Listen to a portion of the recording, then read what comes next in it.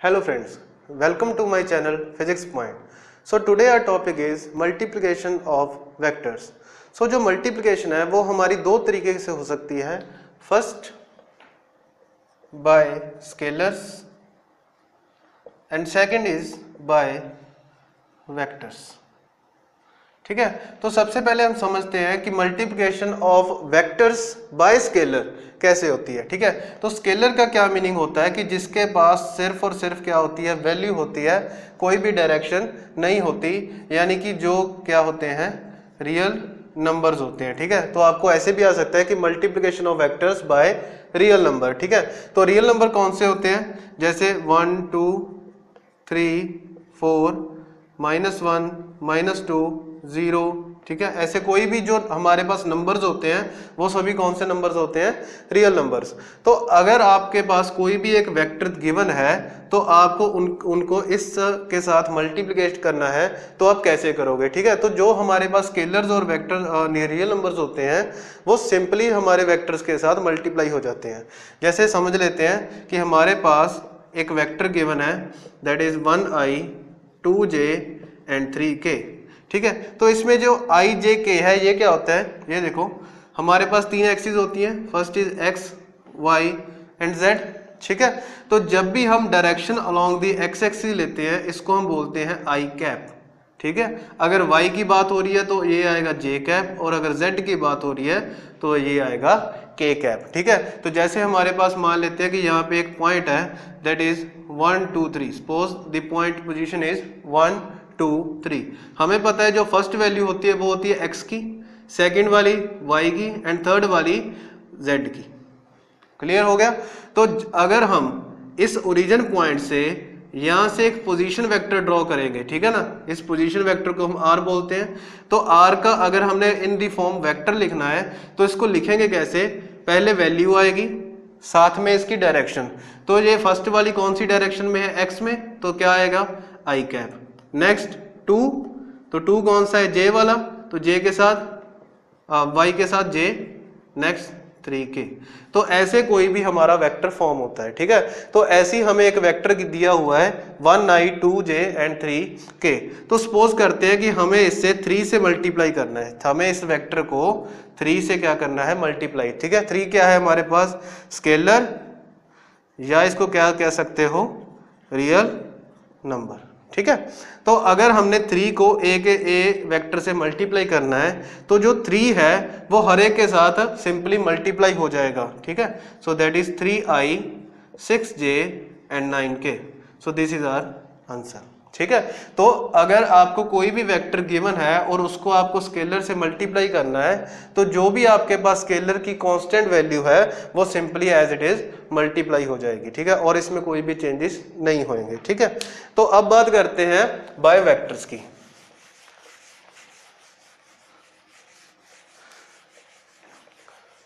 तो देखो जो वेक्टर की मल्टीप्लाई होती है बाय वेक्टर, वेक्टर की जब वेक्टर से मल्टीप्लाई होती है तो ये भी हमारा फर्दर दो तरह के मेथड से हो सकता है.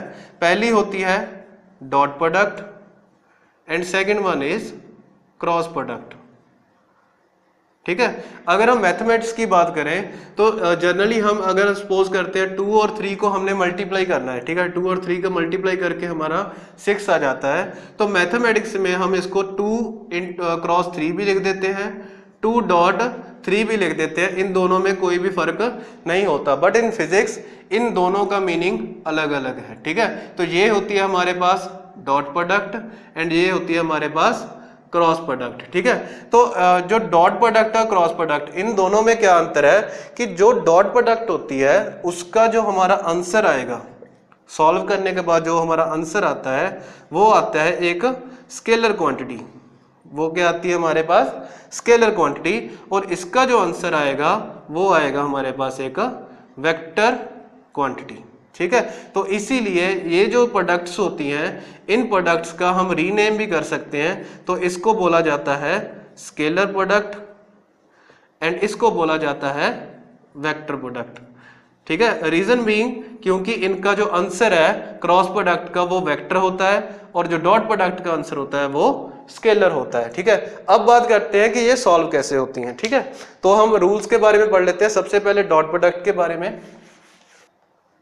तो डॉट प्रोडक्ट में जो फर्स्ट रूल आता है दैट इज कि अगर हमने, देखो हमारे पास 3 डायरेक्शन थी, फर्स्ट होती है आई, जे एंड के। ठीक है, हम डायरेक्शन में बात करते हैं। तो डॉट प्रोडक्ट में अगर आप सेम वेक्टर की डॉट प्रोडक्ट करोगे, सेम वेक्टर्स की डॉट प्रोडक्ट करेंगे तो आंसर आता है हमारा 1। जैसे आई डॉट आई 1 होगा, जे डॉट जे भी 1 होगा एंड के डॉट के भी 1 होगा। बट अगर आपके पास वेक्टर्स डिफरेंट है दैट इज आई जे और वी कैन से दैट जे आई। ठीक है, उल्टा भी लिख सकते हैं आई के। ठीक है, तो ऐसे अगर भी हमारे पास जो डिफरेंट वेक्टर्स होंगे तो उन सब का आपका आंसर क्या आएगा, 0 आएगा।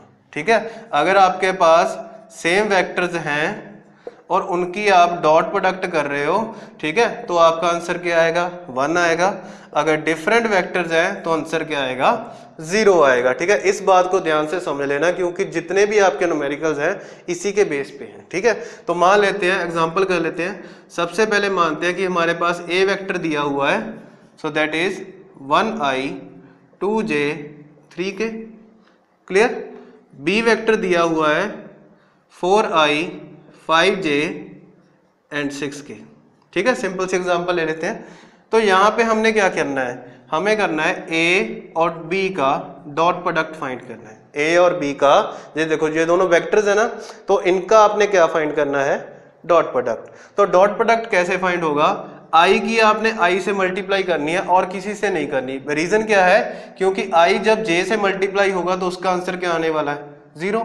और आई जब के से मल्टीप्लाई होगा तब भी उसका आंसर क्या आने वाला है, 0। ठीक है, पहले हम इसको ऐसे फॉर्म में ले लेते हैं। तो 1i 2j 3k dot 4i 5j and 6k।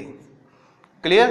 तो देखो अगर हम इस वाले i को, ठीक है, i से मल्टीप्लाई करेंगे तब तो आंसर आ जाएगा, बट अगर हम इसको j और k से करेंगे तो आंसर तो 0 ही आने वाला है, तो उसको हम लिखेंगे ही नहीं। तो 1 × 4 कितना हो गया हमारे पास, 4, और पीछे वेक्टर्स रह गए that is i and i, तो i dot i। Clear.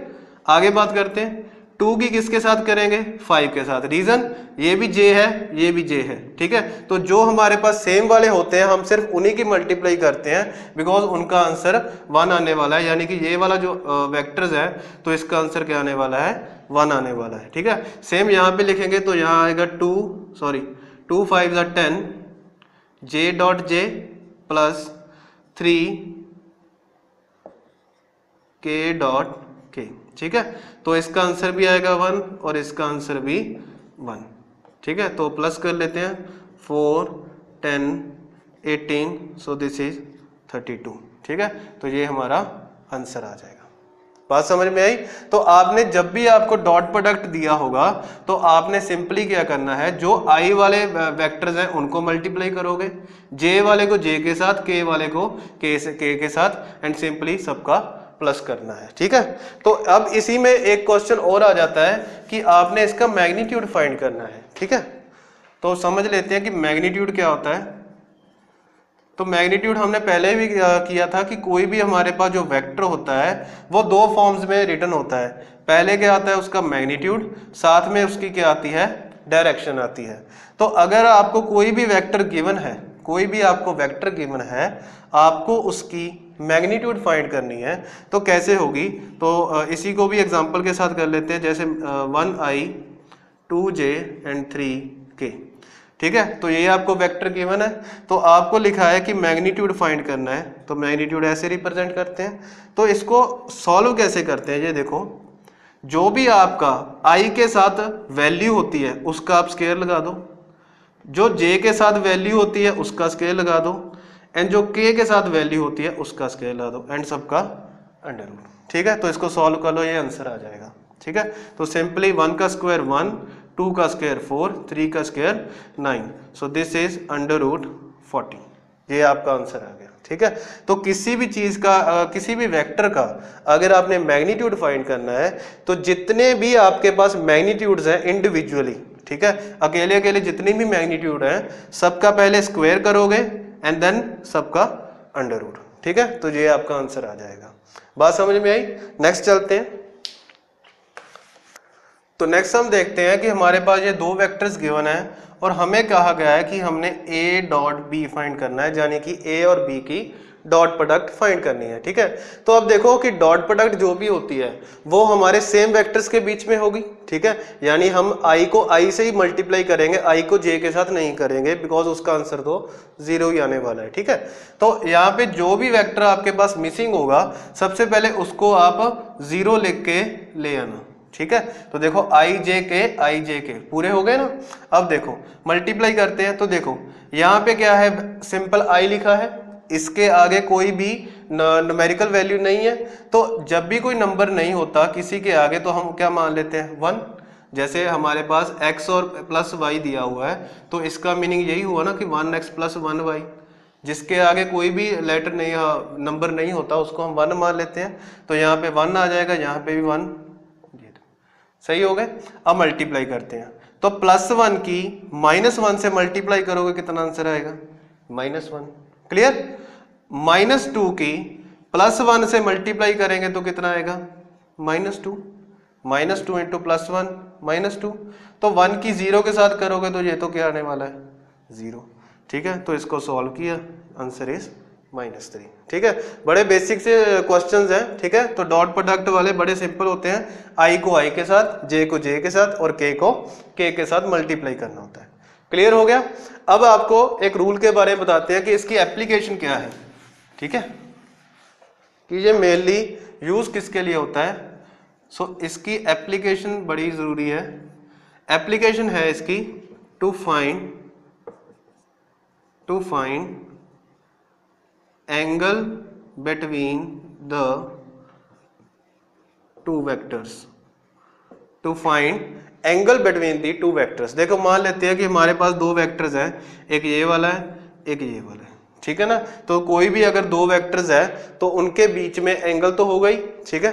Angle देखो मान लेते हैं कि हमारे पास एक ये वेक्टर है, एक दूसरा ही इसके ऊपर है, तो एंगल कितना है हमारे पास 0। तो दूसरा थोड़ा सा ऊपर चला गया तो दोनों के बीच में थोड़ा सा एंगल बनने लग गया, ठीक है। और जाएगा तो दोनों 90 हो जाएंगे, ऐसे बढ़ जाएगा, एंटी पैरेलल हो जाएंगे, तो एंगल तो हमेशा होगा ही ना। तो अगर आपने किसी भी दो वेक्टर्स के बीच में कोई अननोन एंगल फाइंड करना है तब आप किसकी यूज लोगे, डॉट प्रोडक्ट की, ठीक है। तो फॉर्मूला क्या होता है, A dot B is equal to A का मैग्नीट्यूड इंटू बी का magnitude into cos of theta, ठीक है। तो ये आपके पास रूल होता है डॉट प्रोडक्ट का। तो यहां से अगर आप वैल्यूज पुट करने स्टार्ट करोगे तो आपके पास क्या कौन सा एंगल आ जाएगा, थीटा, ठीक है। तो क्वेश्चन कर लेते हैं।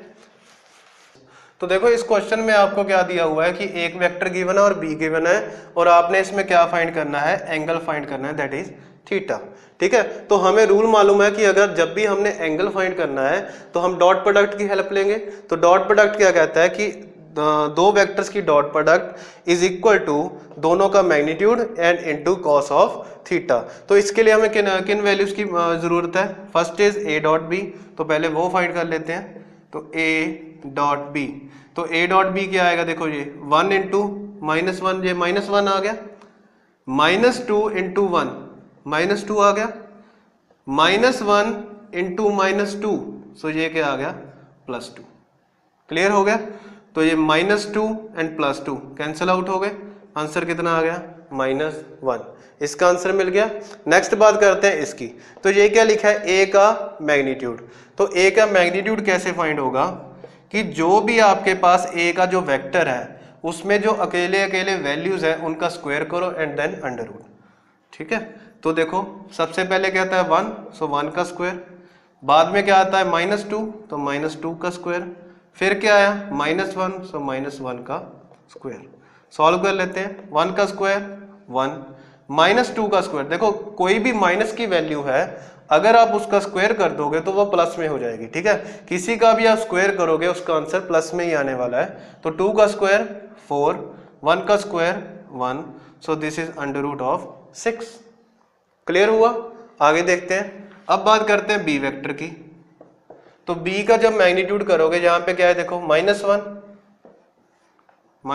का स्क्वायर +1 -2,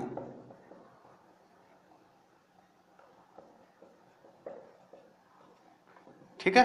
तो इसको सॉल्व करते हैं, 1 का स्क्वायर 1, 1 का स्क्वायर 1, 2 का square 4, so this is √6। Clear हुआ? आगे देखते हैं। तो देखो आगे क्या करना है, हमें जस्ट इसमें वैल्यूज पुट करनी है, ठीक है। तो इसमें सबसे पहले देखो a.b है, तो a.b की वैल्यू कितनी है -1, तो यहाँ पे क्या आ गया -1 इज इक्वल टू a का मैग्नीट्यूड √6, फिर b का मैग्नीट्यूड इसका भी √6, तो साथ में क्या आ गया cos of theta. Clear? Solve करते हैं। तो अंडर रूट की जब अंडर रूट के साथ मल्टीप्लाई होती है तो अंडर रूट कैंसिल हो जाते हैं, जब सेम वैल्यू होती है तो अंडर रूट क्या हो जाते हैं, कैंसिल।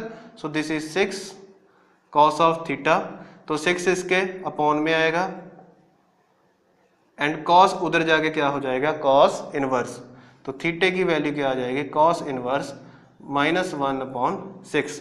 अगर यहाँ पे कोई ऐसी वैल्यू हो जिसका आपको cos पता हो, ठीक है, जैसे हमें cos की 5 वैल्यूज होती है ना,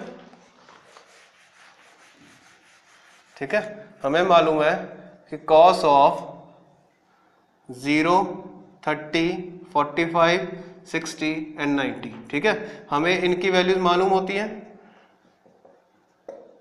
लाइक दैट। तो अगर आपको ये 5 एंगल में से कोई भी यहाँ इन 5 वैल्यूज में से कोई भी यहाँ पे वैल्यू आ जाती है तो उसके कॉरस्पॉन्डिंग जितना भी एंगल आपका होगा वो एंगल आप यहाँ पे लिख दोगे, ठीक है। पर अगर कोई अननोन वैल्यू आ जाती है जिसका आपको आंसर नहीं मालूम तो आप सिंपली इस कॉस को उठाकर इस तरफ ले आओगे और इसकी पावर में -1 लगा दोगे, ठीक है, तब भी आपका आंसर 100% सही होगा, ठीक है। तो यहाँ पे थीटा कितना आ गया cos इनवर्स -1/6। क्लियर? आगे देखते हैं।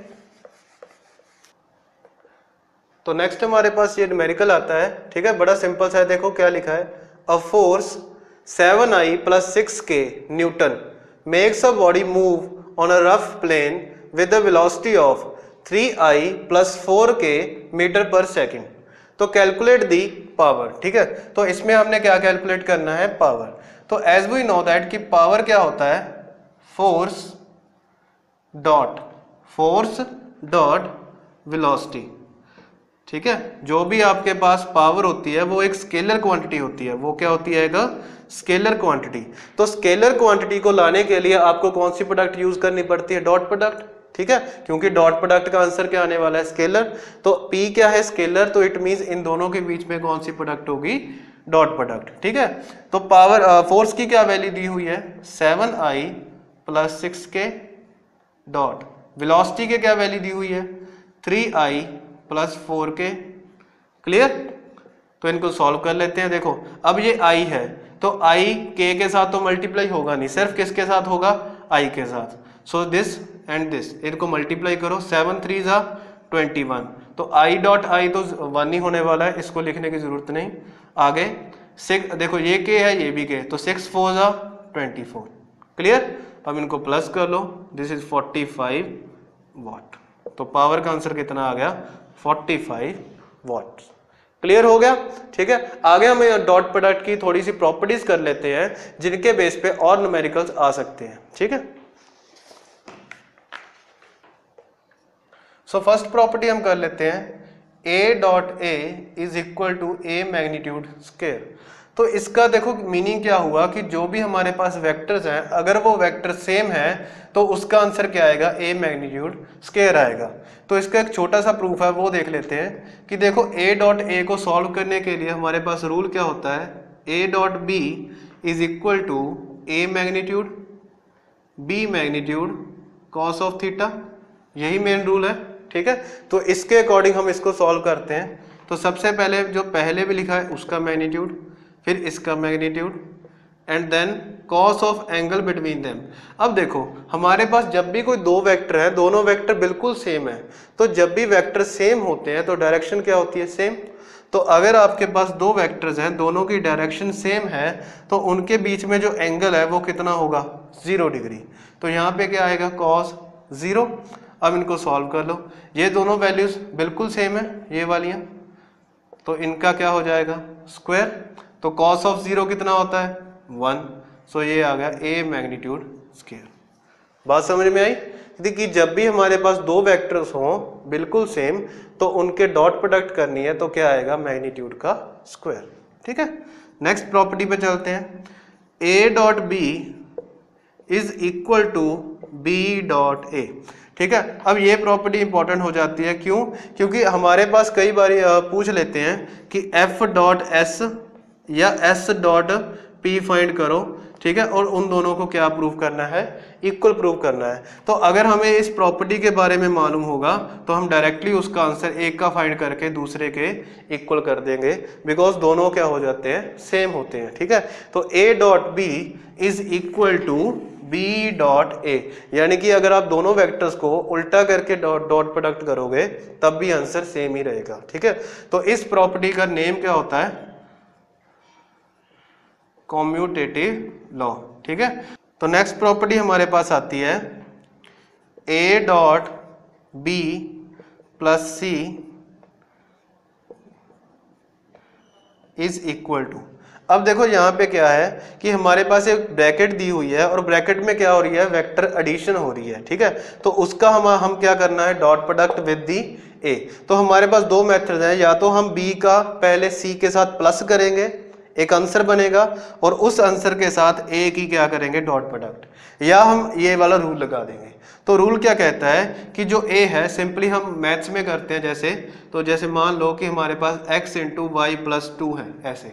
ठीक है, तो इसको हम कैसे सॉल्व करेंगे, पहले इसके साथ मल्टीप्लाई फिर इसको इसके साथ मल्टीप्लाई, ऐसे लिखते हैं। ठीक है, तो ऐसे ही इसमें सॉल्व होगा कि a और b की पहले क्या आ जाएगी डॉट प्रोडक्ट, फिर प्लस फिर क्या आएगी a डॉट सी। ठीक है, यानी जो आपका a वाला पार्ट है वो दोनों में क्या होगा डिस्ट्रीब्यूट हो गया, इसी के नाम पे इसका लॉ भी क्या होता है डिस्ट्रीब्यूटिव लॉ।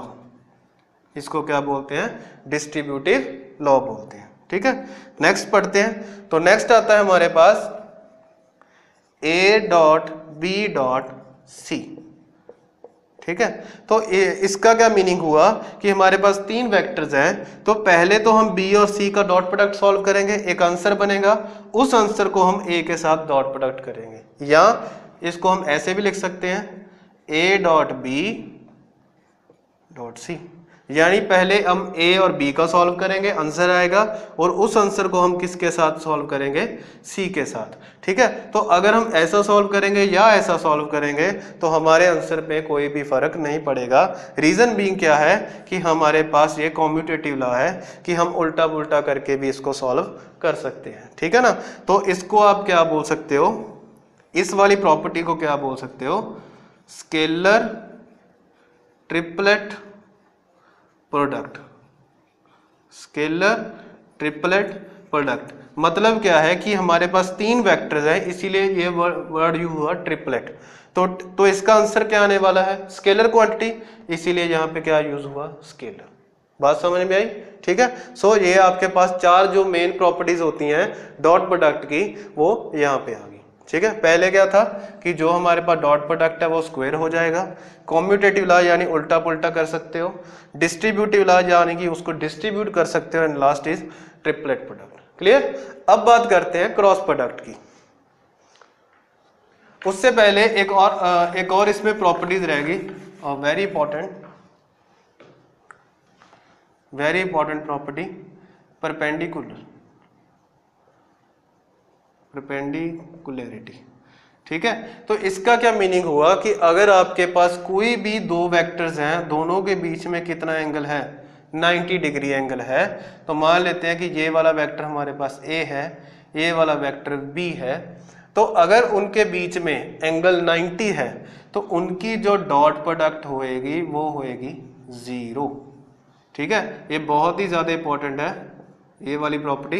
तो इसमें क्या कह रहा है कि जब भी हमारे पास दो वेक्टर्स हैं, दोनों के बीच में 90 डिग्री है, तो आपकी डॉट प्रोडक्ट क्या होएगी 0 होएगी। ठीक है, इसका प्रूफ कैसे सॉल्व होगा, जैसे हमारे पास a डॉट बी है, इसको सॉल्व क्या करेंगे a b cos ऑफ 90।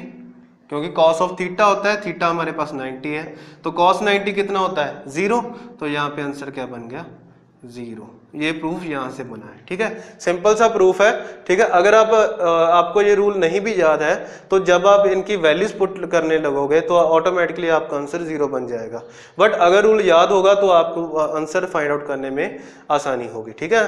तो किसी भी दो वेक्टर्स के बीच में अगर एंगल 90 है तो उनकी डॉट प्रोडक्ट क्या आएगी 0 आएगी, ठीक है। अब चलते हैं क्रॉस प्रोडक्ट पे।